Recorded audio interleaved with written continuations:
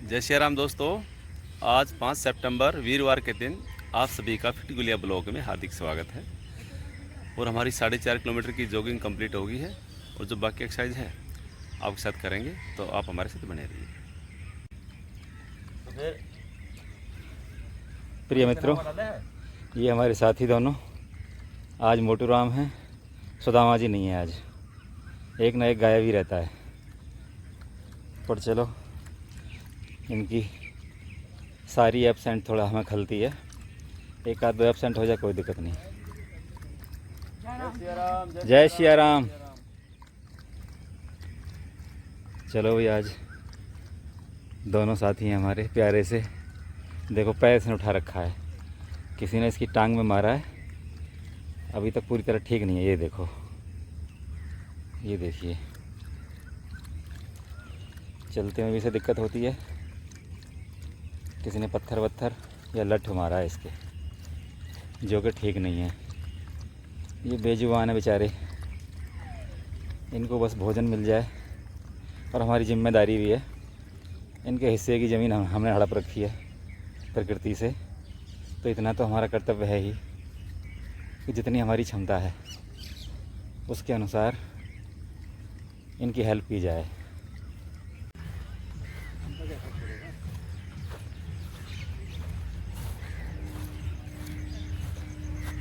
ये देखो, खुला आसमान, अपने अलग अलग कलर बिखेरे हुए हैं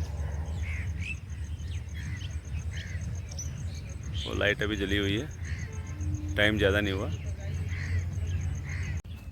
प्रिय मित्रों, 4.5 किलोमीटर की जॉगिंग के बाद ये हमारा कार्डियो जंपिंग जैक्स 30-30 रिपीटेशन के 3 सेट लेते हैं। आपका वेट कम होगा, फैट कम होगा, शरीर आपकी स्फूर्ति आएगी आपके शरीर में। ये दूसरी एक्सरसाइज है हाई नीज़, इसके भी 30-30 रिपीटेशन के 3 सेट लेने हैं। इससे हमारा जो लोअर पेट है उसका फैट कम होता है। लेग की एक्सरसाइज होती है। ये है माउंटेन क्लाइंबिंग, बहुत ही शानदार व्यायाम। साइडों वाला जिद्दी फैट कम होता है, स्टेमिना बढ़ता है। लेग की एक्सरसाइज होती है, बहुत बढ़िया सर।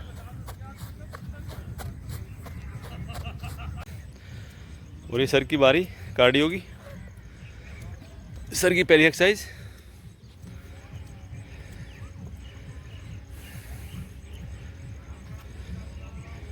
और ये है दूसरी एक्सरसाइज।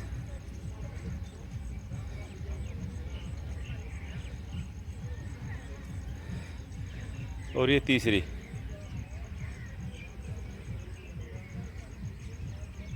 प्रिय मित्रों, कार्डियो सेशन के बाद ये हमारी मसल ट्रेनिंग सपाटे 30-30 रिपीटेशन के 3 सेट लेते हैं। आपकी चेस्ट को सही आकार मिलेगा, भुजाओं का व्यायाम होगा, लेग की एक्सरसाइज होगी, जो लोअर बैक है उसका फैट कम होगा, गर्दन के आसपास का फैट कम होगा, और जो आपकी आंतरिक क्षमता है जिसे स्टेमिना बोलते हैं उसमें वृद्धि होगी। बहुत बढ़िया सर। 30-30 रिपीटेशन के 3 सेट लेते हैं। आप अपनी क्षमता अनुसार शुरुआत अवश्य करें। बहुत बढ़िया सर। और मसल ट्रेनिंग की सेकंड एक्सरसाइज डिप्स, 30-30 के 3 सेट। प्रिय मित्रों, ये देसी दंड वज्रासन से शुरुआत होती है, उसके बाद चतुरंग दंडासन, उसके बाद भुजंगासन, और आखिर में पर्वतासन पे कंप्लीट हो जाती है। तो देसी दंड के 30-30 रिपीटेशन के 3 सेट लेते हैं। चेस्ट को सही आकार मिलता है, बैक का फैट कम होता है, भुजाओं की एक्सरसाइज होती है, लेग की एक्सरसाइज होती है, गर्दन के जो आसपास का फैट है वो कम होता है। बहुत बढ़िया सर। और व्यू देखिए पीछे का, समय भी ज़्यादा नहीं हुआ है। बहुत ही शानदार व्यू, बहुत बढ़िया सर, क्या बात है। सही पोजीशन एकदम। और पीछे का दृश्य देखिए, हरियाली देखिए। पार्क आज चेंज किया है हमने, थोड़ा सा घास कटी हुई थी इसकी, तो मैंने किसी को प्रयोग करते हैं आज। ये देखिए, इसके बाद पर्वतासन और आखिर में फिर से वज्रासन पर ये कंप्लीट होती है। और ये मसल ट्रेनिंग की फोर्थ एक्सरसाइज स्क्वाट।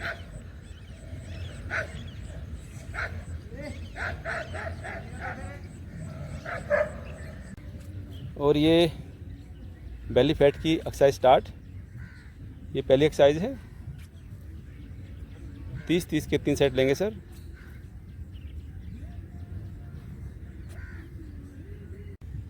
और ये है सेकंड एक्सरसाइज। और आप भी अपने वर्कआउट में से शामिल करें। चारों एक्सरसाइज बहुत ही बेहतरीन एक्सरसाइज हैं। और ये है थर्ड एक्सरसाइज।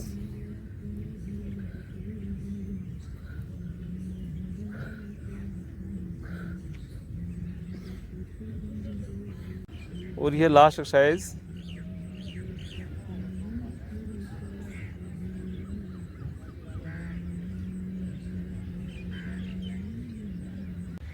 और ये सूर्य भगवान का उदय हो चुका है। 6:20 हुए हैं। बहुत ही अच्छा दृश्य है। जय हो सूर्य भगवान की। और ये मॉर्निंग का व्यू। 6:30 बजे टाइम हो गया है और सूर्य भगवान की उपस्थिति हो चुकी है।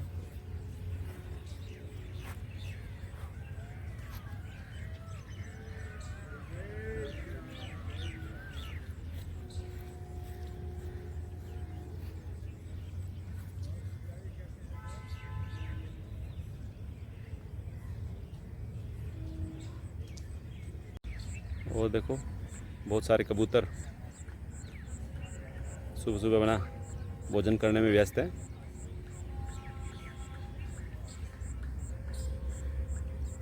मित्रों, ये हमारा प्राणायाम सेशन कपालभाति 100 रिपीटेशन के 3 सेट लेते हैं। हमारे सभी आंतरिक अंग मजबूत होते हैं, मन शांत रहता है।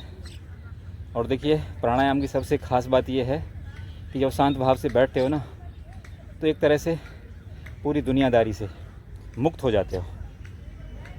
बहुत बढ़िया सर। ये अनुलोम विलोम, इसके 30-30 रिपीटेशन के 3 सेट लेते हैं। अनुलोम विलोम में ध्यान रखना है कि एक नासिका से जितना समय श्वास को अंदर लेने में लेते हैं, उतना ही समय धीरे धीरे दूसरी नासिका से छोड़ने में लेते हैं। इससे हमारा हार्ट मजबूत होता है, फेफड़े मजबूत होते हैं, मन शांत रहता है। ये है भ्रामरी। और देखिए, भ्रामरी में ओम का स्वर नासिका से निकालना होता है, जिससे हमारे मस्तिष्क में कंपन शुरू हो जाते हैं। और जो मस्तिष्क में हमारे लाखों न्यूरॉन्स हैं, वो शक्तिशाली बनते हैं, मजबूत बनते हैं, जिनसे हमारी याददाश्त बढ़िया होती है, निर्णय लेने की क्षमता बढ़ती है, बुद्धि तीव्र होती है। बहुत बढ़िया। ये है ओम का जाप। और जैसा कि आप जानते हो, इस ब्रह्मांड में जितने भी पिंड हैं, उनकी बेसिक ध्वनि ओम ही होती है। तो आपको सीधे बैठना है। और यदि आपका बीपी हाई है तो ओम के स्वर को मंद गति से बोलना है। यदि बीपी लो है तो ओम के स्वर को तीव्र गति से बोलना है। यदि आप स्वस्थ हैं तो मध्यम गति से बोलना है। मिनिमम 3 बार और मैक्सिमम 21 बार तक आप ले सकते हैं, तभी इसका पूरा लाभ मिलेगा। बहुत बढ़िया सर। जय श्री राम मित्रों, हमारा आज का वर्कआउट समाप्त हो चुका है। और आज है 5 सितंबर 2024। 5 सितंबर 1888 को डॉक्टर सर्वपल्ली राधाकृष्णन का जन्म हुआ था, जो भारत गणराज्य के दूसरे राष्ट्रपति भी रहे। देखिए, सोचने वाली बात यह है कि डॉक्टर सर्वपल्ली राधाकृष्णन राष्ट्रपति भी रहे, दार्शनिक भी रहे, शिक्षक भी रहे। तो इन्हीं को क्यों चुना कि इनके जन्मदिन को हम शिक्षक दिवस के रूप में मनाया जाए। तो देखिए, बहुत संपन्न परिवार में इनका जन्म नहीं हुआ था। इनके पिता सर्वपल्ली वीरास्वामी उस समय राजस्व विभाग में नौकरी करते थे। बड़ा परिवार था, उतनी हालत तो ख़राब नहीं थी, लेकिन भरण पोषण ठीक ठाक हो जाता था। पर उनकी दिल से इच्छा थी कि मेरा जो पुत्र है वो विदेश में अध्ययन करे।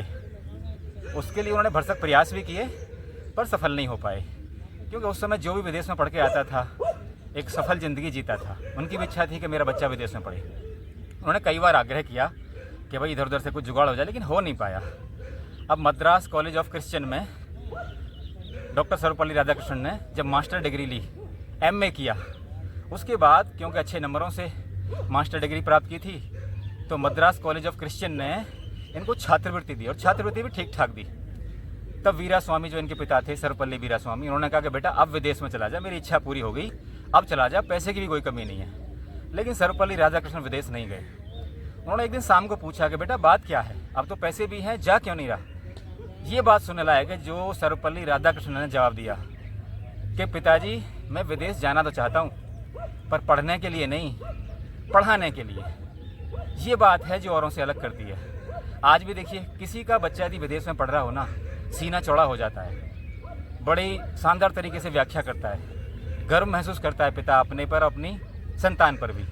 लेकिन देखिए, आज से लगभग 100-125 वर्ष पूर्व एक व्यक्ति ये कह रहा है कि विदेश तो जाना चाहता हूँ, पर पढ़ने के लिए नहीं, पढ़ाने के लिए। और देखिए, वो समय भी आया जब ऑक्सफोर्ड यूनिवर्सिटी से दर्शन शास्त्र के प्रोफेसर के रूप में उन्हें नियुक्ति मिलनी थी।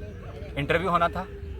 इंटरव्यू के लिए जब उन्हें बुलाया गया तो एक बहुत शानदार सवाल उनसे पूछा कि एक बच्चे का पहला शिक्षक कौन होता है। ये जवाब भी सुनने लायक है, क्योंकि इसका जवाब लगभग सबको पता होता है कि एक बच्चे का पहला शिक्षक कौन होता है, लेकिन सर्वपल्ली राधाकृष्णन अलग थे और जवाब भी अलग था। उन्होंने कहा एक बच्चे का पहला शिक्षक होती है प्रकृति। सारे एक दूसरे की तरफ देखने लगे कि अरे अब तक तो एक ही जवाब हमने सुना था कि पहला शिक्षक माँ होती है, तो आप ऐसे अलग क्यों जा रहे हैं।